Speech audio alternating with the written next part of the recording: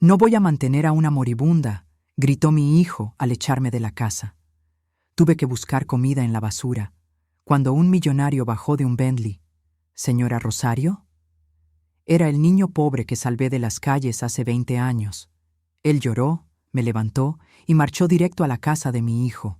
Fue entonces cuando tiró la puerta abajo e hizo algo impactante. Me alegra tenerte aquí. Sigue mi historia hasta el final y comenta desde qué ciudad me estás viendo. Así podré ver hasta dónde ha llegado mi historia. Mi nombre es Rosario y tengo 64 años. Nunca pensé que mis últimos años serían así, buscando comida en un basurero mientras mi propio hijo celebra en la casa que yo construí con mis propias manos. Todo comenzó hace 3 semanas, cuando Gustavo llegó del trabajo con esa expresión que ya conocía demasiado bien, la misma que ponía de niño cuando había hecho algo malo y necesitaba culpar a alguien más. Pero esta vez sus palabras me cortaron más profundo que cualquier cuchillo. «Mamá, necesitamos hablar». Se sentó frente a mí en la mesa de la cocina, esa mesa donde le había servido miles de comidas, donde había ayudado con sus tareas, donde había curado sus heridas de rodilla raspada. Su esposa Carmen estaba parada detrás de él, con los brazos cruzados y esa sonrisa fría que nunca me gustó. «¿Qué pasa, mijo?», le pregunté, secándome las manos en el delantal que llevaba puesto. Había estado preparando su cena favorita, el mismo guisado que le hacía cuando era pequeño y venía corriendo de la escuela con hambre. Carmen y yo hemos estado hablando. Su voz sonaba diferente, más dura, y creemos que es hora de que busques otro lugar donde vivir.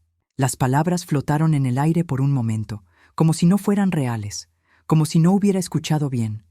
¿Otro lugar?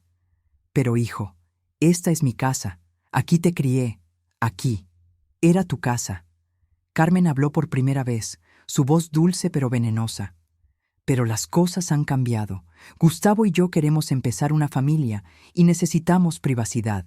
Sentí como si me hubieran golpeado en el estómago. Durante años había trabajado 2 empleos para pagar esta casa. Había limpiado oficinas hasta altas horas de la madrugada y cuidado niños ajenos durante el día. Todo para que mi hijo tuviera un hogar estable después de que su padre nos abandonara cuando apenas tenía 5 años. Pero Gustavo, susurré, mirando a mi hijo, buscando en sus ojos al niño que solía acurrucarse conmigo durante las tormentas. Yo te cuidé cuando estabas enfermo. Trabajé 3 empleos para pagar tu universidad. Cuando no tenías dinero para el anillo de compromiso, yo te di mis ahorros. Su mandíbula se tensó. Y te estoy agradecido por eso, mamá. Pero ya no puedes vivir del pasado. Carmen tiene razón. Necesitamos nuestro espacio. Además, Carmen añadió con esa sonrisa falsa, a tu edad ya deberías estar pensando en un lugar más apropiado, un hogar de ancianos tal vez, donde puedas estar con gente de tu edad. La sangre se me heló en las venas. ¿Un hogar de ancianos? ¿Con qué dinero? Ustedes saben que mi pensión apenas me alcanza para... Eso no es nuestro problema. Gustavo me cortó, evitando mi mirada. Tienes hasta el fin de semana para encontrar algo. 3 días. Me daba 3 días para encontrar un lugar donde vivir después de haber sido mi hogar durante 25 años. Gustavo, por favor, le supliqué, sintiendo las lágrimas quemándome los ojos. Soy tu madre. ¿Dónde voy a ir? No tengo familia, no tengo. ¡Basta!, gritó, golpeando la mesa con el puño. No voy a mantener a una moribunda. Ya hice suficiente por ti. Es hora de que aprendas a valerte por ti misma.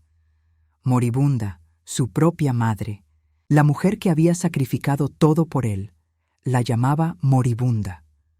Carmen se acercó y puso una mano en mi hombro, fingiendo compasión. Rosario, entiendes, ¿verdad? Es por el bien de todos. Esa noche no pude dormir. Caminé por la casa recordando cada sacrificio, cada momento de alegría y dolor que había vivido entre estas paredes. En el cuarto de Gustavo, donde aún conservaba algunos de sus trofeos de la escuela, recordé las noches que había pasado despierta cosiendo uniformes para poder comprarle los libros que necesitaba. Recordé cuando tenía 8 años y se enfermó de neumonía. Los médicos dijeron que necesitaba medicinas caras que el seguro no cubría. Vendí el único anillo de valor que tenía, una herencia de mi madre, para pagar el tratamiento. Gustavo se recuperó, pero yo nunca recuperé ese anillo. El sábado por la mañana, Carmen apareció en la puerta de mi habitación con una sonrisa radiante. Rosario, querida, hemos decidido ayudarte. Tenía en las manos una tarjeta de visita arrugada. Hay un refugio para mujeres sin hogar a unas cuadras de aquí. No es mucho, pero es mejor que nada. Un refugio. Quería que fuera un refugio como si fuera una extraña, como si no hubiera derramado sangre, sudor y lágrimas en esta casa. No, le dije con toda la dignidad que pude reunir. No iré a un refugio. Encontraré otro lugar. Pero no tenía otro lugar. Mis antiguos empleos ya no existían. Mis amigas se habían distanciado con los años, y la familia de mi difunto esposo nunca me había aceptado realmente. El domingo en la mañana, Gustavo puso mis pertenencias en bolsas de basura en la entrada. No cajas, no maletas. Bolsas de basura, como si toda mi vida fuera desecho. Tu tiempo se acabó, mamá, me dijo sin mirarme a los ojos. Carmen ya contrató a alguien para limpiar tu cuarto. Necesitamos preparar el nursery. Y así, después de 64 años de vida, 25 de ellos en esta casa, me encontré en la calle con todo lo que me quedaba en el mundo metido en 3 bolsas de basura. Los primeros días dormí en un parque, escondiéndome de la policía y de la vergüenza. Comía lo que encontraba en los basureros de los restaurantes, siempre cuidando de que nadie me viera. Una parte de mí seguía esperando que Gustavo apareciera, que me dijera que todo había sido un error terrible, que su esposa lo había manipulado, pero no vino.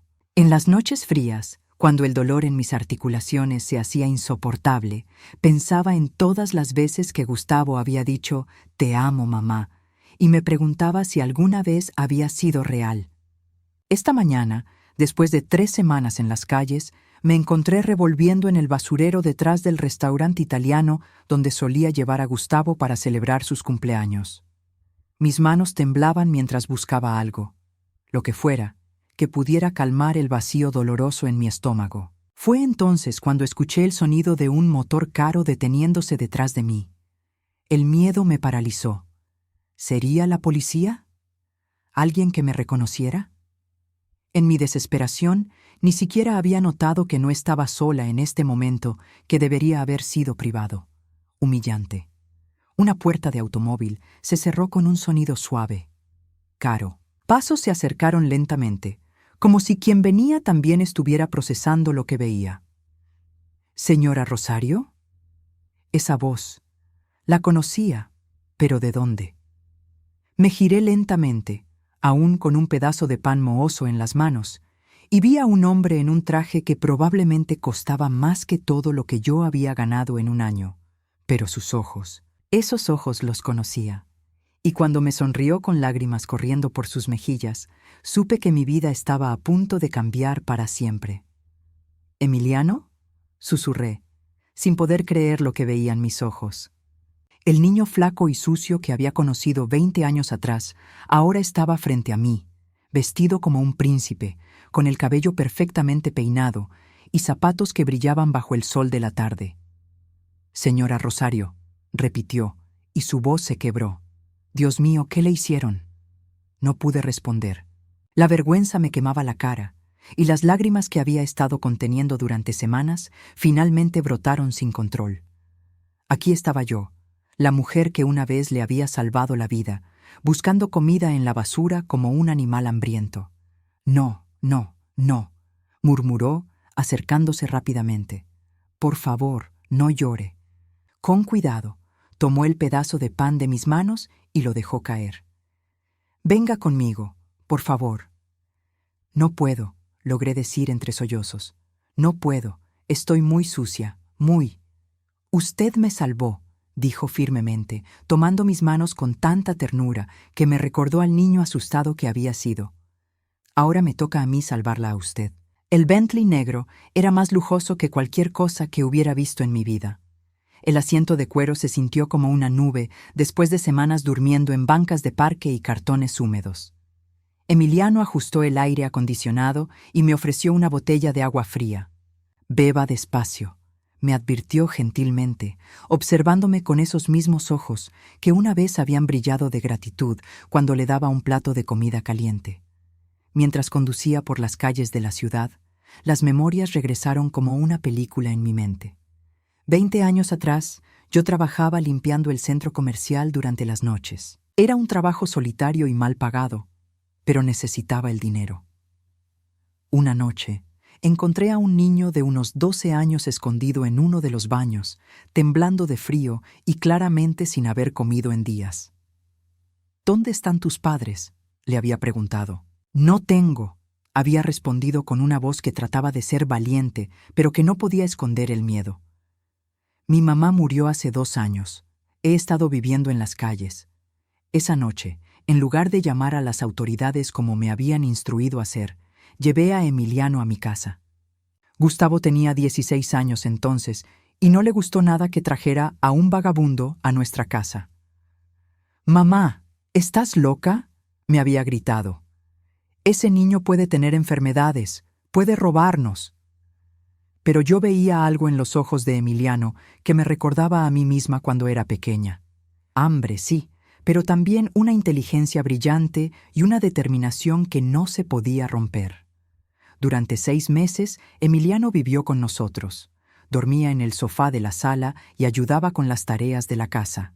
Era educado, agradecido y tenía una mente increíblemente rápida para los números. Mientras Gustavo se quejaba de tener que compartir la comida y el espacio, Emiliano estudiaba con libros usados que yo le compraba en las ventas de garaje. «Algún día le voy a devolver todo esto, señora Rosario», me decía todas las noches antes de dormir. «Juro que cuando sea grande, la voy a cuidar como usted me cuidó a mí». Todo cambió cuando los servicios sociales finalmente lo encontraron. A pesar de mis súplicas, se lo llevaron para ponerlo en cuidado temporal. La última vez que lo vi, tenía los ojos llenos de lágrimas mientras me prometía que regresaría. «Nunca la voy a olvidar», me había gritado desde la ventana del auto de los trabajadores sociales. «Nunca», y yo nunca lo olvidé tampoco. Durante años me pregunté qué habría sido de él, si habría encontrado una familia buena, si habría podido terminar la escuela. Ahora, sentada en su Bentley, no podía creer que este hombre exitoso fuera el mismo niño flaco que había llorado en mi sofá. «¿Cómo?», comencé a preguntar, pero mi voz se perdió. «¿Cómo llegué aquí?», sonrió, aunque sus ojos seguían tristes al mirarme. «Esa familia que me adoptó. Eran buenas personas. Me dieron educación, oportunidades. Estudié ingeniería en sistemas, después un máster en negocios. Hace 10 años fundé mi propia empresa de tecnología. Tenemos oficinas en 5 países ahora. Mi corazón se hinchó de orgullo a pesar de mi propia miseria. Sabía que lograrías grandes cosas. Siempre lo supe. Todo comenzó con usted», dijo en voz baja, deteniéndose en un semáforo en rojo. «Usted me enseñó que había bondad en el mundo. Me enseñó que alguien podía cuidarme sin esperar nada a cambio». Llegamos a una casa que parecía salida de una revista. Era moderna, elegante, con ventanales enormes y un jardín perfectamente cuidado. Mientras Emiliano abría la puerta, yo me quedé inmóvil. «No puedo entrar ahí», murmuré, mirándome la ropa sucia y sintiendo el olor de las semanas en la calle. «Voy a ensuciar todo. Esta es su casa ahora», dijo firmemente. «Al menos hasta que decidamos qué hacer». Adentro, todo era inmaculado. Muebles de cuero, arte moderno en las paredes, una cocina que parecía sacada del futuro. Me sentí como una mancha fea en medio de tanta perfección. Emiliano me mostró una habitación de huéspedes que era más grande que la sala de mi antigua casa. Tenía una cama king size con sábanas blancas como la nieve y un baño privado con una tina que parecía una piscina pequeña. «Dese un baño», me dijo gentilmente. «Hay ropa limpia en el armario. Después podemos hablar». 1 hora más tarde, limpia y vestida con ropa que probablemente costaba más que mi pensión de un mes, me senté en la sala de estar, mientras Emiliano preparaba té. Me sentía como una impostora, como si en cualquier momento alguien fuera a descubrir que no pertenecía ahí. «Cuénteme qué pasó», dijo, sentándose frente a mí con 2 tazas de té humeante. ¿Cómo terminó en esa situación? Por un momento consideré mentir, inventar alguna historia que fuera menos humillante. Pero este era Emiliano, el niño al que había cuidado como a un hijo. Se merecía la verdad. Le conté todo. Sobre Gustavo y Carmen. Sobre cómo había trabajado toda mi vida para darle a mi hijo una vida mejor. Solo para que me botara como basura cuando ya no me necesitaba. Le hablé sobre las noches en el parque, sobre el hambre, sobre la soledad que dolía más que cualquier herida física. Mientras hablaba, vi cómo la expresión de Emiliano se iba endureciendo. Sus mandíbulas se tensaron y sus puños se apretaron. Su propio hijo, murmuró cuando terminé. Su propio hijo la dejó en la calle. No lo juzgues muy duramente, dije automáticamente, porque a pesar de todo, Gustavo seguía siendo mi hijo. Él tiene su propia familia ahora, sus propias responsabilidades. ¡No! Emiliano se puso de pie bruscamente. No hay excusa para esto, señora Rosario, ninguna. Caminó hacia la ventana, mirando hacia afuera con las manos en los bolsillos.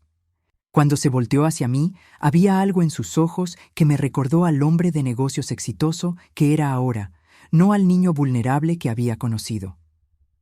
«Dígame dónde vive su hijo», dijo en voz baja. «¿Por qué?», pregunté, aunque algo en mi estómago me decía que ya sabía la respuesta. «Porque es hora de que alguien le enseñe a Gustavo lo que significa la familia de verdad». Durante los siguientes 3 días, Emiliano se comportó como el hijo que Gustavo nunca fue.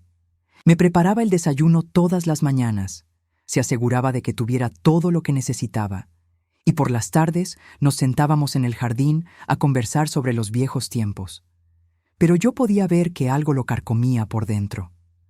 Había una tensión en sus hombros, una mirada distante que aparecía cuando pensaba que no lo estaba observando. «Emiliano», le dije una tarde mientras regaba las flores del jardín, «sé que estás planeando algo.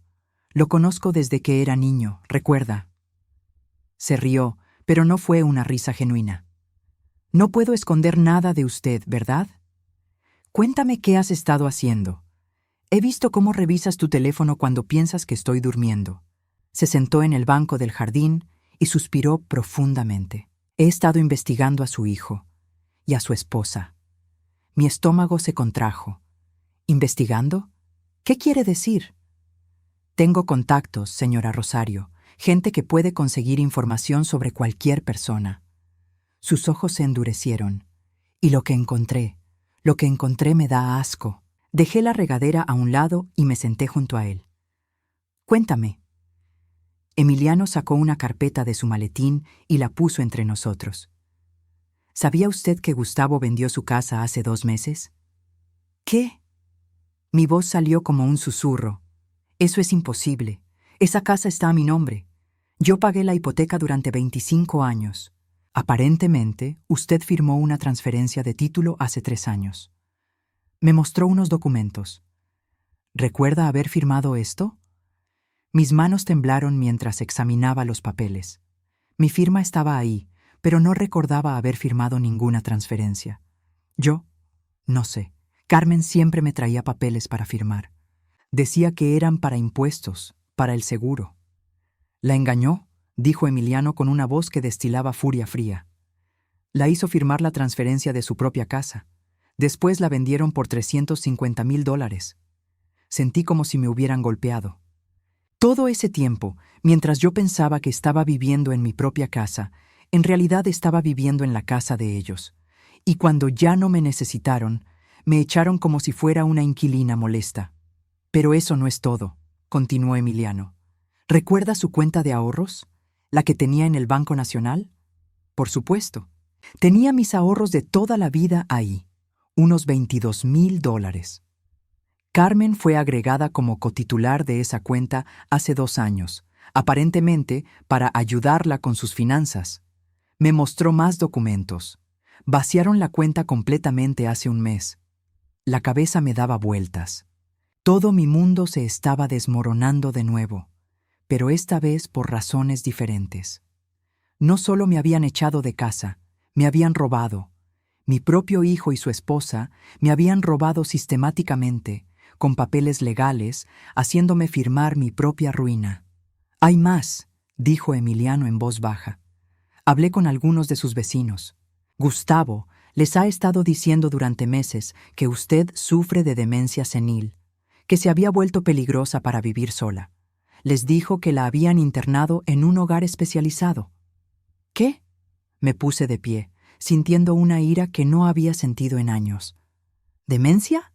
Yo estoy perfectamente bien». «Lo sé». Pero esa fue su excusa para aislarla socialmente. Por eso nadie la ha buscado. Todos piensan que está siendo cuidada en una institución. Caminé por el jardín, tratando de procesar toda esta información.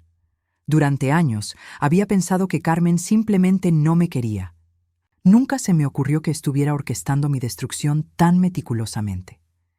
«Emiliano», dije finalmente, «quiero ver esos papeles, todos». Durante la siguiente hora, revisamos cada documento que había conseguido: transferencias de propiedad, cambios en cuentas bancarias, pólizas de seguro donde había sido removida como beneficiaria. Era como ver la historia de mi propio asesinato financiero, ejecutado lenta y cuidadosamente por las dos personas en las que más confiaba en el mundo. «Mire esto», dijo Emiliano, mostrándome otra página. Carmen abrió una cuenta de ahorros para gastos médicos futuros de Rosario y convenció a varias de las amigas de usted de que donaran dinero. Recaudó casi $8,000. ¿Mis amigas donaron dinero para mí? Las lágrimas me quemaban los ojos. ¿Y dónde está ese dinero? Se lo gastaron en unas vacaciones a Europa el mes pasado. Aquí están las fotos de Instagram de Carmen. Me mostró la pantalla de su teléfono. Ahí estaba Carmen, sonriendo en la Torre Eiffel, tomando vino en Roma, comprando joyas caras en Londres. Todo pagado con el dinero que mis amigas habían donado creyendo que era para cuidarme. Me senté pesadamente en el banco, sintiendo como si me hubieran vaciado por dentro. Todo este tiempo pensé que solo no me querían en la casa. Nunca imaginé que la estaban robando sistemáticamente, terminó Emiliano. «Señora Rosario, esto no fue una decisión impulsiva. Esto fue planificado durante años». «¿Pero por qué?», murmuré. «Yo les di todo, todo lo que tenía, todo lo que era». Emiliano guardó los papeles y me tomó las manos. «Porque son personas malvadas y porque pensaron que usted nunca se enteraría». Esa noche no pude dormir. Me quedé despierta en la hermosa habitación de huéspedes de Emiliano, mirando al techo y repasando todos los momentos en que debería haber visto las señales. Las veces que Carmen insistía en ayudarme con mis finanzas. Las ocasiones en que Gustavo me decía que era mejor que él manejara mis asuntos porque yo era muy mayor para entender las cosas complicadas. Había sido tan estúpida, tan confiada, tan ciega. A las 3 de la madrugada, bajé a la cocina por un vaso de agua y encontré a Emiliano sentado en la mesa del comedor, rodeado de más papeles y hablando en voz baja por teléfono. «Sí, entiendo», estaba diciendo. «Pero quiero saber todo. Cada transacción, cada documento, cada mentira». Paró cuando me vio. «Te llamo después». «¿No puedes dormir tampoco?», le pregunté. Se frotó los ojos. «Estoy furioso, señora Rosario, más furioso de lo que he estado en mi vida». Me senté frente a él. «Emiliano, no quiero que hagas algo de lo que te puedas arrepentir. Lo único de lo que me voy a arrepentir es de no haber llegado antes, de no haberla encontrado antes de que llegara a buscar comida en la basura». Su voz se quebró un poco. «Usted me salvó la vida cuando era niño. Me dio un hogar, amor, esperanza. Y su propio hijo la trató peor que a un animal. Pero vengarse no va a solucionar nada». «Esto no es venganza», dijo, sus ojos brillando con determinación. «Esto es justicia, y justicia es exactamente lo que van a tener». Se levantó y caminó hacia la ventana. «Mañana vamos a ir a visitarlo, usted y yo juntos». «¿Para qué?». Se volteó hacia mí y en sus ojos vi al hombre de negocios implacable que había construido un imperio desde la nada. «Para darle a Gustavo y a Carmen la oportunidad de hacer lo correcto, para que le devuelvan su dinero, su casa, su dignidad». ¿Y si se niegan? Una sonrisa fría cruzó su rostro. Entonces van a descubrir que el niño hambriento, al que una vez alimentó, se convirtió en alguien que puede hacer sus vidas muy, muy complicadas. Por primera vez en semanas, sentí algo parecido a la esperanza creciendo en mi pecho, pero también sentía miedo. Miedo de ver a Gustavo de nuevo, miedo de enfrentar la verdad completa de su traición. Emiliano, dije suavemente, ¿qué pasa si él realmente me odia? ¿Qué pasa si nunca me amó de verdad? Se acercó y puso una mano en mi hombro. Entonces, habremos aprendido algo muy importante, que la familia verdadera no siempre tiene la misma sangre, y que a veces los hijos que realmente importan son los que elegimos, no los que tuvimos. Sus palabras me dieron más consuelo que cualquier cosa que había sentido desde que todo comenzó. Pero todavía había una parte de mí que esperaba, contra toda lógica y evidencia, que cuando viera a Gustavo mañana, él correría hacia mí con lágrimas en los ojos y me pediría perdón.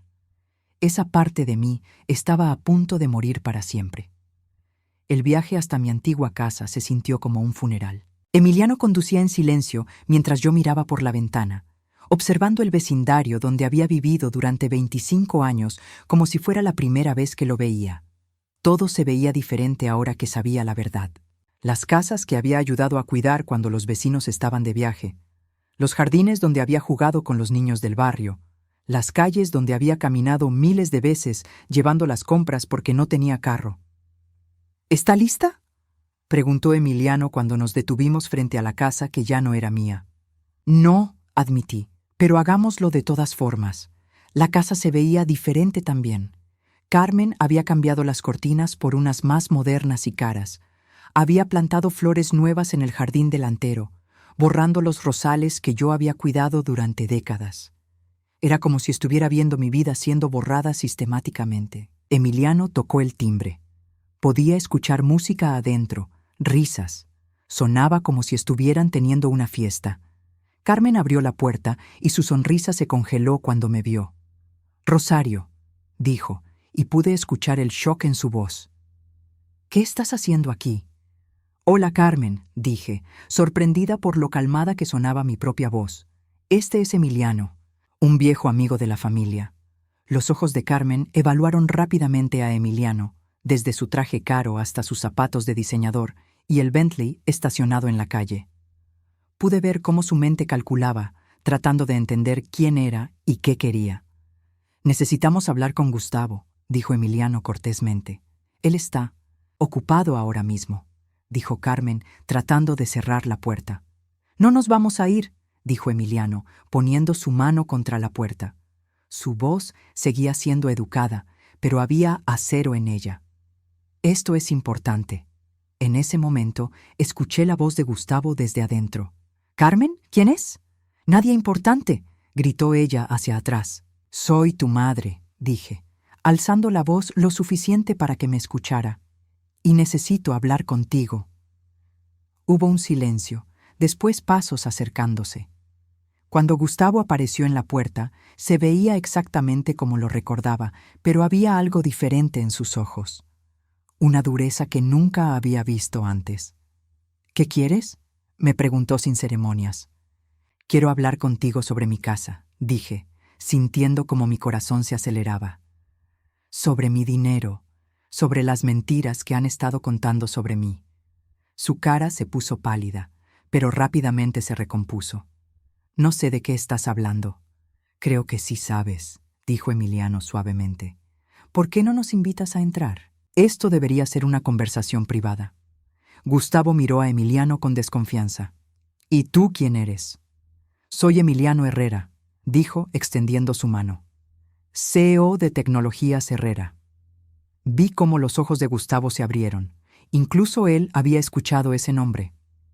La compañía de Emiliano había estado en las noticias recientemente por un contrato de $100 millones con el gobierno. ¿El millonario?, murmuró Carmen detrás de él. «Entre otros títulos, sí», dijo Emiliano con una sonrisa que no llegaba a sus ojos. «Ahora, ¿podemos entrar?» Nos llevaron a la sala. mi antigua sala, donde yo había pasado tantas noches viendo televisión con Gustavo cuando era niño. Carmen había cambiado todos los muebles. El sofá donde Gustavo solía acurrucarse conmigo cuando tenía pesadillas ya no estaba. En su lugar había muebles modernos y fríos que probablemente habían costado más que mis ahorros de toda la vida. «Mira», dijo Gustavo una vez que nos sentamos, «si vienes a pedir dinero». «No vengo a pedir nada», lo corté. «Vengo a recuperar lo que es mío». «¿Tuyo?», Carmen se rió. «Rosario, no tienes nada. Nosotros hemos estado cuidando de ti durante años, pagando todos tus gastos». «Carmen», dijo Emiliano tranquilamente, sacando la carpeta de documentos. «¿Realmente quieres seguir con esas mentiras cuando tengo evidencia de todo lo que han hecho?» La sonrisa se desvaneció de su cara. «¿Qué evidencia?». Emiliano esparció los documentos en la mesa de centro. La transferencia fraudulenta de la casa, el vaciado de las cuentas bancarias, el dinero de las donaciones que robaron. Miró directamente a Gustavo. Todo. Gustavo se puso de pie bruscamente. «Ese dinero. Mamá nos firmó esos papeles voluntariamente. Después de que ustedes le dijeron que eran para impuestos y seguros», dije, sintiendo una ira que no había sentido en años. «Me mintieron, me manipularon, me robaron todo lo que tenía y después me echaron a la calle». «Nadie te echó a la calle», gritó Carmen. «Te ofrecimos ayuda para encontrar un lugar apropiado para una persona de tu edad. Un refugio para indigentes», dije. «Me mandaron a un refugio después de robarme mi casa y mis ahorros». «Esa casa nos costó una fortuna en mantenimiento», gritó Gustavo. «Los impuestos, las reparaciones, todo». «Impuestos y reparaciones que yo pagué durante 25 años», respondí. «Con dinero de 3 trabajos diferentes porque quería darte una vida mejor». Emiliano se inclinó hacia adelante. «Gustavo, ¿tienes idea de lo que tu madre sacrificó por ti? ¿Cuántos sueños abandonó? ¿Cuántas oportunidades perdió para asegurarse de que tuvieras todo lo que necesitabas?» «¡Eso fue su decisión!», gritó Gustavo. «Nadie le pidió que hiciera eso». Las palabras me golpearon como una bofetada. Era la primera vez que mi hijo había admitido abiertamente que no valoraba nada de lo que había hecho por él. «Tienes razón», dije suavemente. «Fue mi decisión, y fue la decisión equivocada». Carmen y Gustavo intercambiaron miradas. Probablemente esperaban que siguiera suplicando, que les dijera cuánto los amaba y les rogara que me dejaran volver. «Emiliano», dije, sin apartar la vista de mi hijo, «por favor, explícales qué va a pasar ahora». Emiliano sacó su teléfono. «He estado en contacto con mis abogados durante los últimos 3 días. Tenemos evidencia de fraude financiero, abuso de un adulto mayor y robo». Miró a Carmen. «También tenemos evidencia de que usaste dinero donado para gastos médicos de Rosario en unas vacaciones personales». La cara de Carmen se puso completamente blanca. Eso fue un malentendido». «No fue un malentendido», dijo Emiliano firmemente. «Fue un crimen». Se puso de pie y comenzó a caminar por la habitación. «Aquí están sus opciones. Pueden devolver voluntariamente todo lo que le robaron a Rosario: la casa, el dinero de las cuentas bancarias, el dinero de las donaciones, más daños punitivos por el sufrimiento emocional que le causaron. O podemos ir a los tribunales y dejar que un juez decida». «No tienes pruebas de nada», dijo Gustavo, pero su voz sonaba menos segura que antes. Emiliano sonrió. «Gustavo, soy CEO de una empresa de tecnología. Tengo acceso a los mejores investigadores privados del país. Tengo copias de cada transacción bancaria, cada documento firmado, cada mentira que contaron». Hizo una pausa. «También tengo testimonios de vecinos sobre las mentiras que contaron acerca de la salud mental de Rosario. Además», continuó, «tengo las grabaciones de las cámaras de seguridad del refugio donde pensaban que Rosario terminaría. ¿Sabían que algunas de las personas que trabajan ahí son voluntarios de mi fundación? Cuando les conté la historia de Rosario, estaban muy interesados en ayudar». Carmen se derrumbó en su silla. «¿Qué quieren?».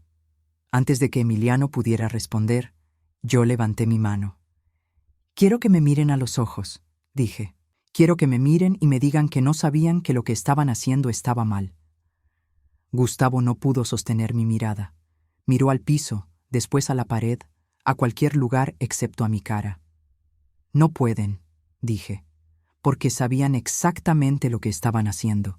Sabían que me estaban robando, que me estaban mintiendo, que me estaban destruyendo, y lo hicieron de todas formas. Mamá, murmuró Gustavo, tú no entiendes, nosotros necesitábamos. ¿Qué? Lo corté. ¿Qué necesitaban? ¿Dinero para vacaciones en Europa? ¿Una casa gratis? ¿La satisfacción de humillar a la mujer que sacrificó todo por ustedes? Carmen empezó a llorar, pero no fueron lágrimas de remordimiento. Fueron lágrimas de rabia y frustración, porque sabía que habían sido atrapados. No es justo, sollozó. Nosotros cuidamos de ti durante años, te damos un techo. Me dieron un techo en mi propia casa, grité, y hasta yo me sorprendí por la fuerza de mi voz. Después de que me robaron mi casa. Emiliano puso una mano en mi hombro. Señora Rosario, ¿qué quiere que pase ahora? Miré a mi hijo, a la mujer que había destruido mi familia, a la casa que ya no era mía pero que seguía siendo el hogar de mis recuerdos. Y de repente, supe exactamente qué quería.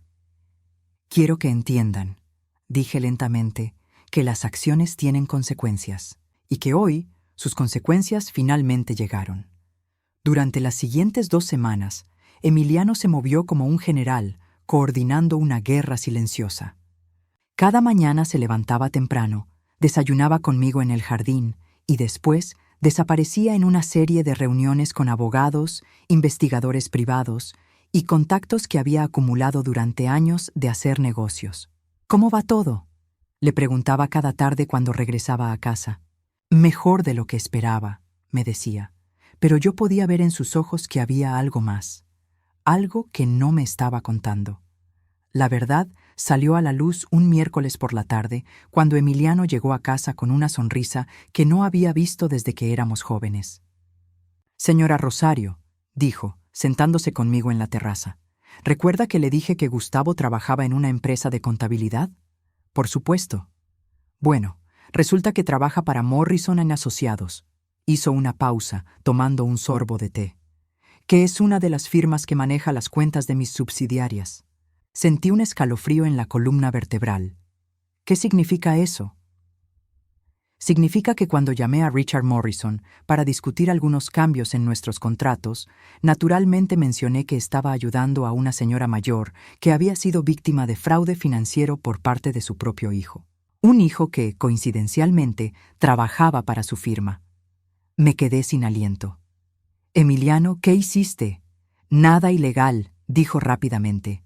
Solo compartí los hechos, los documentos que habíamos recopilado, las evidencias del fraude, todo completamente legal y verificable. Su sonrisa se hizo más amplia. Richard es un hombre muy ético. No le gusta cuando sus empleados están involucrados en actividades criminales, especialmente cuando esas actividades podrían afectar la reputación de su firma. ¿Gustavo perdió su trabajo? Ayer por la tarde. Emiliano sacó un sobre de su chaqueta. Pero eso no es todo. Dentro del sobre había una carta oficial del banco donde yo había tenido mis ahorros durante 30 años. ¿Qué es esto?, pregunté, aunque mis manos temblaban tanto que apenas podía leer. Carmen fue arrestada esta mañana por fraude bancario y mal uso de fondos donados. Aparentemente, cuando los investigadores del banco revisaron las transacciones de mi cuenta, encontraron un patrón de transferencias sospechosas que violaban las políticas federales. La carta confirmaba que habían congelado todas las cuentas asociadas con Carmen y que estaban iniciando procedimientos para recuperar los fondos robados. Además, habían contactado a las autoridades fiscales sobre las implicaciones de impuestos de las transferencias no reportadas. ¿Está en la cárcel?, pregunté, sintiendo una mezcla extraña de satisfacción y pena. Por ahora. La fianza está fijada en $50,000 y con Gustavo sin trabajo. Se encogió de hombros. Esa tarde, mientras preparaba la cena, el teléfono de Emiliano sonó. Él contestó en la otra habitación, pero yo podía escuchar fragmentos de la conversación. Sí, lo entiendo, estaba diciendo. Pero eso no es mi problema. No voy a considerar ningún tipo de arreglo. Dígale a su cliente que debería haber pensado en eso antes de robar a una mujer de 64 años. Cuando colgó, vino a la cocina con expresión seria. ¿Gustavo?, pregunté. Su abogado. Aparentemente, quieren negociar. ¿Qué tipo de negociación? Emiliano se sentó frente a mí. ¿Están dispuestos a devolver la mitad del dinero de sus cuentas bancarias si retiramos todos los cargos? ¿La mitad? Sentí la ira ardiendo en mi pecho. ¿La mitad de mi propio dinero? Eso fue exactamente lo que le dije al abogado. Emiliano tomó mis manos. Señora Rosario, tiene que entender algo. Gustavo y Carmen no tienen el dinero completo. Se gastaron la mayor parte. La casa fue vendida, sí, pero usaron ese dinero para pagar deudas que habían acumulado. Las vacaciones, los muebles nuevos, un auto nuevo para Carmen. Todo se fue. Me quedé en silencio, procesando esta información. De alguna manera, saber que habían tirado mi dinero en lujos frívolos dolía más que saber que me lo habían robado. ¿Qué recomiendas?, le pregunté finalmente. Que sigamos adelante con los procedimientos legales completos. Van a perder de todas formas, pero al menos estableceremos un precedente. Y se detuvo, como si estuviera dudando si decirme algo. ¿Y qué? Y compré su casa. ¿Qué? Emiliano sonrió. Cuando Gustavo y Carmen la vendieron, fue a una empresa de inversión inmobiliaria. Ayer compré esa empresa. Sacó un juego de llaves de su bolsillo. La casa es suya de nuevo, señora Rosario, legalmente completamente suya. Miré las llaves brillando en su palma y empecé a llorar. No lágrimas de tristeza, sino lágrimas de algo que había pensado que nunca volvería a sentir. Justicia. Pero hay una condición, dijo Emiliano suavemente.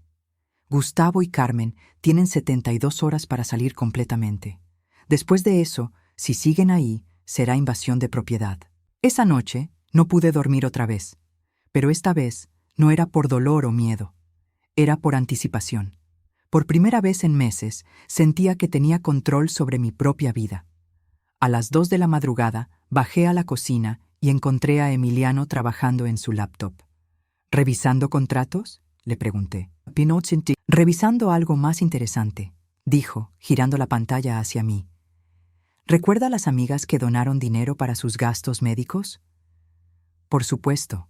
Rosa, María, Linda. Las contacté a todas. Les expliqué lo que realmente pasó con sus donaciones. Su sonrisa era traviesa. Están furiosas. Rosa ya contrató a un abogado. María está organizando a las otras señoras del vecindario para presentar una demanda colectiva. ¿En serio? Aparentemente, Carmen no solo las engañó a ellas, también convenció a la iglesia de que usted necesitaba ayuda médica urgente y recaudó otros $5,000 en donaciones. Mi estómago se contrajo. Carmen había usado mi nombre, mi reputación, mi historia, para estafar no solo a mis amigas, sino a toda mi comunidad religiosa.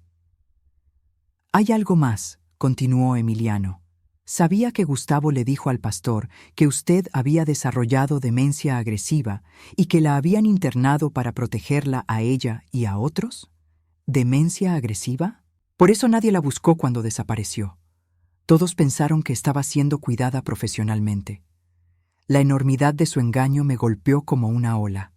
No solo me habían robado mi dinero y mi casa, habían destruido meticulosamente mi reputación y mis relaciones.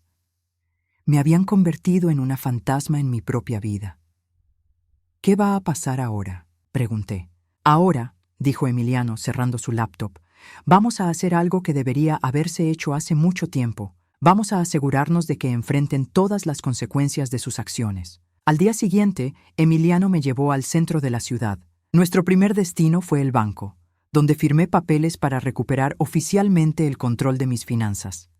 El gerente, un hombre mayor con lentes, se disculpó profusamente por no haber detectado las actividades fraudulentas antes. Señora, me dijo, hemos implementado nuevos protocolos para proteger a nuestros clientes mayores. Lo que le pasó a usted nunca debería haber ocurrido. Después fuimos a la estación de policía, donde presenté una declaración formal detallando todos los aspectos del fraude. El detective asignado al caso, una mujer joven pero experimentada, me aseguró que tomarían el caso muy en serio. Este tipo de abuso financiero de adultos mayores está incrementando, me explicó. Casos como el suyo nos ayudan a establecer precedentes para proteger a otras víctimas. Nuestro último destino fue la iglesia. El pastor Williams, que me conocía desde hacía 15 años, se quedó horrorizado cuando le expliqué la verdad. Rosario, dijo, tomando mis manos, lo siento mucho, si hubiéramos sabido. No es su culpa, pastor, le dije, pero necesita saber que Carmen usó el nombre de la iglesia para recolectar dinero bajo falsos pretextos. Sus ojos se endurecieron. Eso lo vamos a manejar. Esa tarde, mientras regresábamos a casa de Emiliano, mi teléfono sonó. Era un número que no reconocía. ¿Señora Rosario? Era una voz de mujer que sonaba familiar, pero que no podía ubicar. Sí, soy Linda Martínez, del vecindario. Rosa me dio su número. Su voz sonaba emocionada. ¿Es cierto lo que nos dijo ese joven sobre lo que Carmen y Gustavo le hicieron? Es cierto. Ay, Dios mío. Rosario, todas nosotras pensábamos que usted estaba en un hogar de ancianos. Carmen nos dijo que había perdido la memoria y que se había vuelto peligrosa. Linda, dije suavemente, ¿pueden perdonarme por no contactarlas? Pensé que ya no les importaba. ¿Perdonarla a usted?, gritó. Rosario, nosotras le debemos una disculpa a usted. Mañana por la tarde venimos todas a visitarla. Rosa está haciendo flan y María está preparando tamales, y todas vamos a caminar hasta esa casa y le vamos a decir a Carmen exactamente lo que pensamos de ella. Cuando colgué, Emiliano me miró con curiosidad. ¿Buenas noticias? Las mejores noticias que he tenido en meses, dije, sonriendo por primera vez en semanas. Resulta que tengo más familia de la que pensaba. Pero aún faltaba el momento que había estado temiendo y anticipando al mismo tiempo. El día en que tendría que enfrentar a Gustavo y Carmen una última vez, cuando llegara el momento de que abandonaran mi casa. Ese día estaba a solo 24 horas de distancia, y algo me decía que no iba a ser fácil para ninguno de nosotros. El día que regresé a mi casa como su dueña legítima, amaneció claro y frío. Emiliano había insistido en acompañarme, pero yo sabía que este era algo que tenía que hacer sola. Necesitaba enfrentar a Gustavo y cerrar este capítulo de mi vida con mis propias fuerzas. ¿Está segura?, me preguntó por 10ª vez mientras se estacionaba frente a la casa. Estoy segura. Y era cierto. Por primera vez en meses, me sentía completamente segura de lo que estaba haciendo. Las 72 horas habían pasado, pero Gustavo y Carmen seguían ahí. Pude ver el auto de él en la entrada y las cortinas moviéndose cuando nos vieron llegar. Emiliano había traído a 2 oficiales de policía, solo para asegurar que el proceso fuera oficial y sin conflictos. Toqué a la puerta de mi propia casa. Gustavo abrió y se veía terrible. Tenía ojeras profundas, no se había afeitado y su ropa estaba arrugada como si hubiera dormido con ella puesta. «Mamá», dijo, y por primera vez en meses su voz sonó como la del niño que había conocido. «Por favor, déjanos explicar». «El tiempo para explicaciones ya pasó», dije firmemente. «Tienen 1 hora para recoger sus cosas personales y salir». «¿A dónde vamos a ir?», preguntó, y pude escuchar la desesperación en su voz. «Carmen sigue en la cárcel. Perdí mi trabajo. No tenemos dinero». «Gustavo», dije mirándolo directamente a los ojos, «cuando me echaste de esta casa, ¿te preguntaste a dónde iba a ir yo?». Se quedó en silencio. «Cuando me dejaste buscar comida en la basura, ¿te preguntaste si tenía un lugar donde dormir?». Lágrimas empezaron a correr por sus mejillas. «Mamá, yo no sabía». «Sí sabías», lo corté. «Sabías exactamente lo que estabas haciendo, y ahora vas a experimentar lo que yo experimenté». Entré a la casa. Todo se veía diferente con los muebles caros que habían comprado con mi dinero, pero la estructura era la misma. Las paredes que había pintado, los pisos que había pulido, las ventanas que había limpiado miles de veces. Carmen había sido liberada bajo fianza esa mañana, aparentemente. Estaba sentada en el sofá. Ya no era la mujer arrogante que había conocido. Se veía pequeña, asustada. «Rosario», dijo cuando me vio, Sé que cometimos errores. Errores, repetí.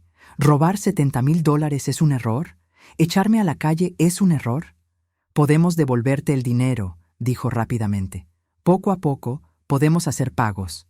¿Con qué dinero?, pregunté. Gustavo no tiene trabajo. Tú vas a ir a la cárcel. ¿Con qué dinero van a pagar? Se quedó callada. Uno de los oficiales de policía se acercó. Señora, ¿quiere que les ayudemos a recoger sus cosas? Denles 30 minutos, dije. Solo cosas personales. Todo lo que compraron con mi dinero se queda. Mientras ellos empacaban, yo caminé por la casa. En mi antigua habitación habían puesto una cuna y decoraciones para bebé. Habían estado planeando usar mi cuarto como nursery, borrando completamente cualquier rastro de que yo hubiera vivido ahí alguna vez. En el garage encontré cajas con mis pertenencias, fotos familiares, libros, recuerdos de cuando Gustavo era pequeño. Todo tirado descuidadamente, como basura. Pero entre las cajas encontré algo que me hizo sonreír. El álbum de fotos donde había guardado cada logro de Gustavo desde que era bebé. Ahí estaban todas las fotos. Su primer día de escuela, sus graduaciones, el día que consiguió su primer trabajo. En cada foto, yo estaba ahí, sonriendo, orgullosa, apoyándolo. Cuando llegué a la foto de su boda, me detuve.